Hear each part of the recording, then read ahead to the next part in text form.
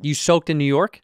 Yeah, I think it was because it was the first time with this girl. It was like the first time we met. That it was like a progression over the night. Like putting off my pants, then my underwear, then soak.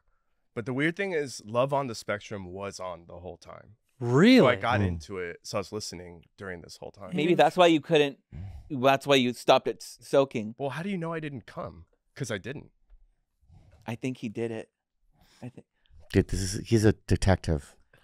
Did you see that? Yeah, he's a good little detective. Yeah, dude, you're like Sherlock Holmes to me. Ask away. Yeah. You came to Love on the Spectrum, and we're gonna prove it. I didn't come watching Love on the Spectrum. I promise. Keep going, Creek. You got it. I'm not trained for this. Creek, let's do a little scenario here. I really think that you're like Sherlock Holmes. Okay. It's the early 1800s in London. I've been to London. That doesn't matter. It's fine. All right. Right? And him and I are police officers. Okay. We're on a scene of the crime. That's right. Right?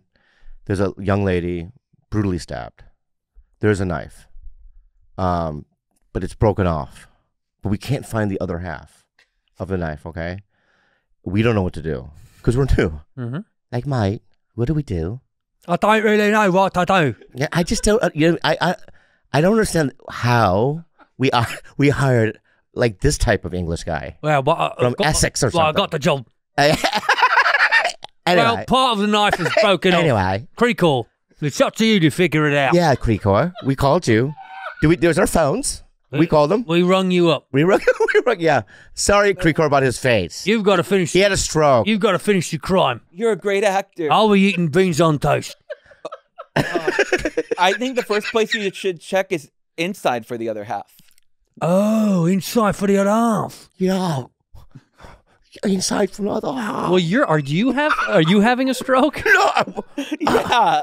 Are you English? Hello. Yeah. I'm trying to do what you're doing. I feel like this is like watching porn things.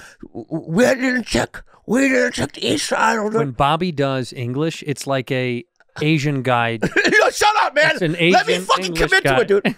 Anyway, bullocks, find the fucking other half of the knife inside the body. So what do you do to find the other half? Creek, you're up.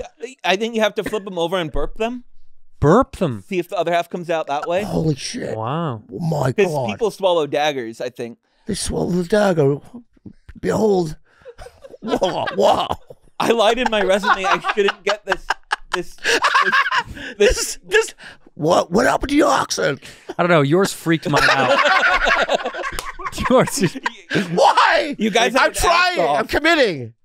Anyway, okay, so very good. You would be a good detective. That would be very good. Whoa. So you wanted us to tap his body so that the other blade would come out of the hole? Yeah, you burp him. You burp him. Yeah. Wow. That's never been done. There somewhere. Yeah. Okay. I don't know, Creek. Yeah. Are you finding some newfound fame? Look behind you. We had some fan make art for you, which is incredible. You're turning violet. Yeah. That's what that is. You know what that's from? Yeah, I love Charlie and the Chocolate Factory. Willy Wonka and the Chocolate Factory. There it is. I don't like the Johnny Depp version at all. Why is that? Because Johnny Depp. So you hate Johnny Depp post-scandal or pre-scandal? He was just terrible in that movie. You don't need to make him, Willy Wonka quirky because he's already perfect. So you think Gene Wilder's version is the best version? Yeah. By far. What about Chalamet? Didn't he just redo it? As a young Willy Wonka. Yeah. Do you not like Chalamet's version?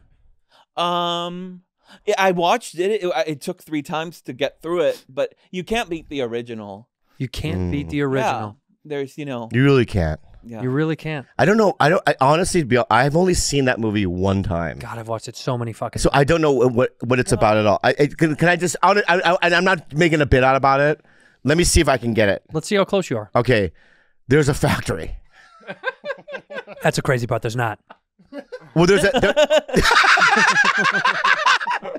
Yeah. Really? Yeah. Of course. And this guy, Willy Wonka. Well, Willy Wonka. William T. Wonka. William T. Wonka. Right. Runs this chocolate factory. That's right. And there's a promotional kind of a contest for people that if in a bar, there's a ticket, right? And if you get the golden ticket, you get to go to this promotional thing. Seems like you've seen it. No, I know I haven't. I saw it one time. But now it gets a little hazy. Okay. So of all the kids that get the golden ticket, right? And then things ensue. Somebody blows up. One of them is fat. One of them is a bitch. Okay, and okay, Goop. Slow down. Who's the bitch, Goop? Veruca Salt. Veruca Salt. Yeah. That's her name? There's a band called Veruca Salt. Uh-oh. Newsflash. They're named after her. Wow. Yeah. Anyway. How come there wasn't a band called Charlie Bucket?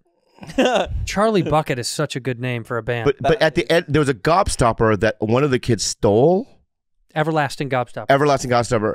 And at the end of the movie, he puts it on Willy Wonka's desk. That's Charlie.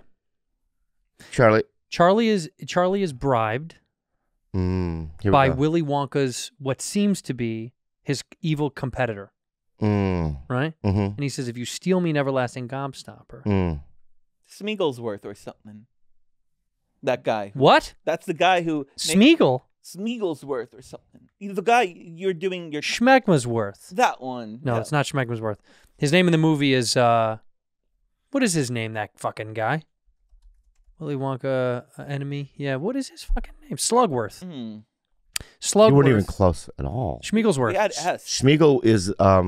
Slugworth. Anyway. I remember vividly as a kid watching this, by the way, and seeing the way they shot that, the sheen on his face. It was so smooth. I remember the light bouncing off his cheeks and the indentation and how scary he looked, the way he talked. There's no job that this guy doesn't have that scares the shit out of people. Yeah. At McDonald's, what do you think? Yeah. Like, I wouldn't eat it. Ba-da-ba-ba-ba. Yeah.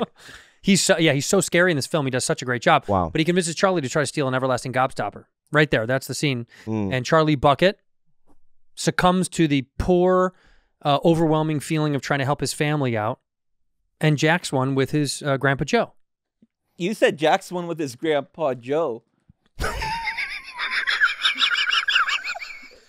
Dude, honestly, dude, you need help. Creek.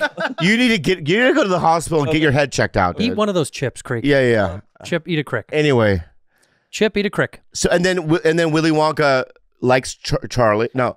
Well, he sees the good in Charlie the whole film, because all these other kids are kind of spoiled brats. There's Mike TV. Right. Who wants to be a Hollywood movie star. I see. And there's Violet Beauregard and Veruca. Wow, so you've seen it. You've seen it One recently. of my favorite. Wow. It was one of my favorite books as a kid. Like, I loved it so much. And then what ended up happening was, you stole fizzy lifting drink. That scene is one of the best scenes of all time. Right. And so... And he's with his uncle or something, right? Grandpa Joe. Grandpa Joe. And and Grandpa Joe, I remember, goes, come on, Charlie, let's leave. Come on, and he Charlie. goes, hold on, Grandpa Joe, 1 second. Very good. And what? That's very good. And walks up to the table. I remember Willy Wonka is writing something down. Maybe he's like, writing a letter or drawing a picture. I don't know what he's doing. And he sets it on the table. He turns around, and then Willy Wonka goes, this is Charlie, right? Charlie, come back here, Charlie. You've won, Charlie. Oh, yeah. You won, Charlie. Yeah, that's something like that. The beautiful scene that these film dorks will remember is when he puts the gobstopper down and he puts his hand on the gobstopper. Do you know this moment? Willie puts his hand over the gobstopper as if to, like, say, like, this is, amends have been made. Peace has been made. Wow. Him putting his hands on the gobstopper was you saying to the man, I'm sorry I told you to go fuck yourself. Dude. And all he should have done was ride the elevator through the glass into the sky with you. But he didn't. That guy didn't. That guy was Slugworth. He's Slugworth. The man we met. You hear that, violin man? You hear that, violin man? You're Slugworth. You are, dude. And I'm going to say this right now, dude. I've never, ever in my lifetime. Go ahead. No, I want you to go. I've never in my lifetime have met any individual like you, dude. That was out of pocket, unreal, and unrehearsed. You got a lot of nerve, Slug. That was a terrible trip because of you. You got it. You got it, dude. How dare that guy?